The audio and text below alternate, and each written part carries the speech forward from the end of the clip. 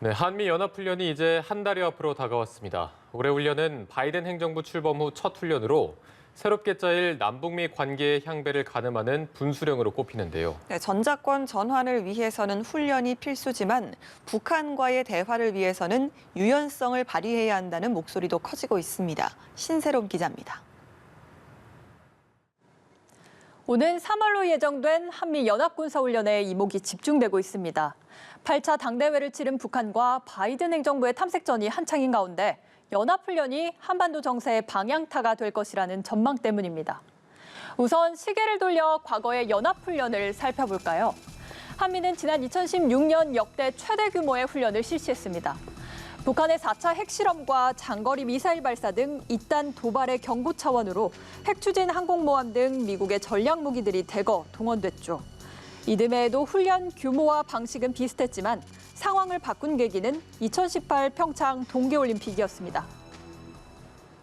평창 올림픽 기간 중 한미 연합 군사훈련을 실시하지 않기로 합의하고 양국군이 올림픽의 안전 보장에 최선을 다하기로 하였습니다.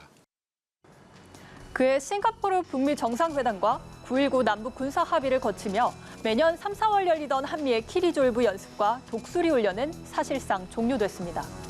실제 병력과 장비 동원 없이 컴퓨터 시뮬레이션으로 진행하는 지휘소 연습으로 조정된 겁니다. 코로나19로 훈련이 무기한 연기됐던 지난해에 이어 이제 한 달 남짓 남은 2021년 연합훈련. 규모와 방식을 두고 정부의 고민은 또다시 깊어지는 형세입니다. 북한은 남북 대화 재개를 위한 조건으로 훈련 중지를 요구했습니다. 첨단 군사장비 반입과 미국과의 합동군사 연습을 중지해야 한다는 우리의 거듭되는 경고를 계속 외면하면서 북남 합의 리행에 역행하고 있습니다. 실제 한미 훈련을 빌미로 북한이 군사적 도발을 감행할 수도 있다고 전문가들은 전망합니다. 한미가 연합훈련을 비록 로우키로 하고 최저 수준으로 한다 하더라도 북한이 이것을 명분으로 삼아 도발할 가능성은 분명히 있거든요. 그럼 바이든 행정부도 같은 고민을 하고 있다라고 생각이 되고.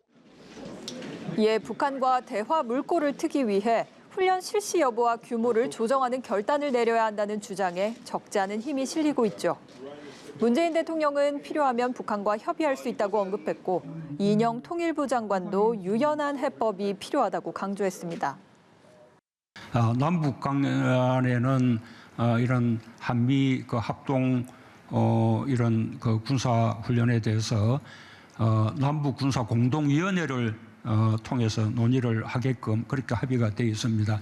필요하면 남북 군사 공동위원회를 통해서 북한과 이렇게 협의할 수 있다라는 말씀을 드립니다.